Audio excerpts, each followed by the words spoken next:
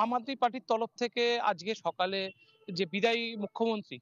তিনি কিন্তু একেবারে অতসী তিনি আজকে লেফটেন্যান্ট গভর্নরের কাছে তার যে ইস্তফাপত্র তিনি পেশ করে দিয়েছেন এবং যেটা মনে করা হচ্ছে আগামী 15 তারিখে হয়তো সরকার গঠনের জন্য রাজ্যপালের কাছে বিজেপি মুখ্যমন্ত্রীর নাম সহ তাদের যে দাবি সেটা পেশ করতে পারে। তবে এই মুহূর্তে বিজেপির তরফ থেকে কিন্তু একাধিক নাম উঠে আসছে কিন্তু কোনো নামে কিন্তু বিজেপির শিলমোহর পড়েনি।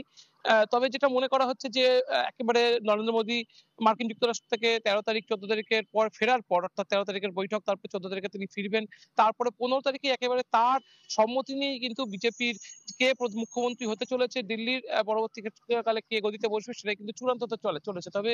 এই মুহূর্তে কিন্তু যেটা মূলত সমস্যা চলছে দিল্লির বুকে সেটা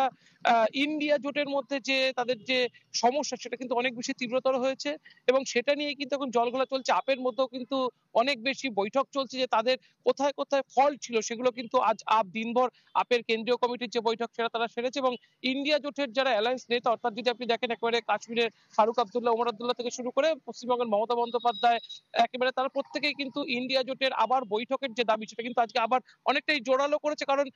দিল্লির ক্ষেত্রে যেটা বলা হচ্ছে আপ হারেনি, আপকে হারানো হয়েছে এবং ইন্ডিয়া জোটের এক্ষেত্রে কিন্তু কংগ্রেসের থেকে আঙুল উঠছে যে কংগ্রেস চাইলেই আপের সাথে এখানে জোট করতে পারত যেখানে কংগ্রেসের সাথে বিজেপির ভোটের ফারাক মাত্র 2% এবং 2%-এর যে হেরফের তাতেই কিন্তু বিজেপি একটা বড়সড় জাম্প দিয়েছে এবং ২৮ বছর পর আবার দিল্লিতে তাদের যে হারানো গড় সেটা তারা ফিরে পেয়েছে। বলা হচ্ছে যেটা যে মাত্র যদি আপনি দেখেন কংগ্রেসের সাথে শুধুমাত্র যদি আপের জোট হতো সেই ক্ষেত্রে কিন্তু অন্তত ১৪ খানা সিট আপ আরো বেশি পেতে পারত। আপনি যদি ন্যূনতম যদি দেখেন দিল্লির ক্ষেত্রে কিন্তু এখানে যে ইন্ডিয়া জোটের কোন দলই কিন্তু তারা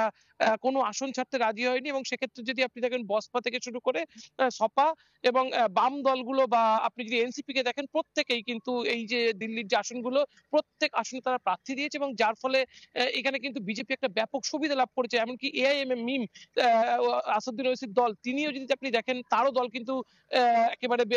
দিল্লির যে মুসলিম অধ্যুষিত এলাকা সেই এলাকায় ভালো রকমের ভোট কেটেছে এবং যার একটা বড় ভুক্তভোগী হতে হয়েছে আপকে এবং আপও কিন্তু যে দিনভর তাদের যে একেবারে যে নেতা তাদের যারা ইন্ডিয়া জোটের নেতা তাদের কাছে তাদের যে অভিযোগ সেই অভিযোগের যে পত্র সেটা কিন্তু তারা পাঠিয়েছে এবং পরবর্তীকালে অর্থাৎ শুধুমাত্র দিল্লির নির্বাচনের ক্ষেত্রে কিন্তু তাদের এই যে সমস্যা সেই সমাধান হবে না এই ক্ষেত্রে কিন্তু তারা কিন্তু পরবর্তীকালে বিহারের নির্বাচনকে তারা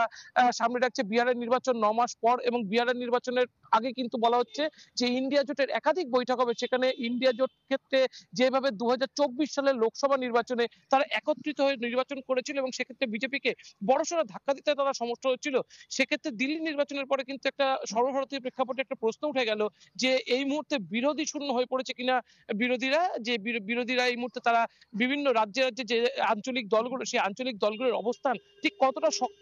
শক্তিশালী হবে বা কংগ্রেস পাঞ্জাবের ক্ষেত্রে সেখানে সামনেই পাঞ্জাবের নির্বাচনের পর পাঞ্জাবে তারা কিন্তু কংগ্রেস আবার নতুন করে আপকে বেগ দেবে কিনা সেটা নিয়ে কিন্তু একটা বড়সড় একটা কিন্তু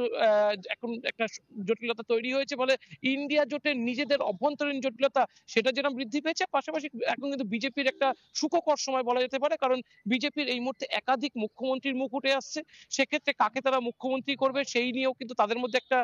বৈঠক সেটা কিন্তু চলমান রয়েছে। সব মিলে যেটা ধারণা করা হচ্ছে ১৫ তারিখের পরে কিন্তু এই সমস্ত প্রশ্নের যা জবাব সেটা সামনে আসবে এবং অতসী মারলে না তিরাকায় কিন্তু যে বিরোধী পক্ষের তরফ থেকে আপের তরফ থেকে বিরোধী দলনেত্রী করে দিল্লির বিধানসভায় পাঠানো হবে এই বিষয়ে কিন্তু এখনো পর্যন্ত যে ছবি সেটা কিন্তু স্পষ্ট হয়ে রয়েছে। তবে ১৫ তারিখের পর বিষয়টা আরো বেশি স্পষ্ট হবে। ফারুক। শুভজিৎ, আপনাকে অসংখ্য ধন্যবাদ।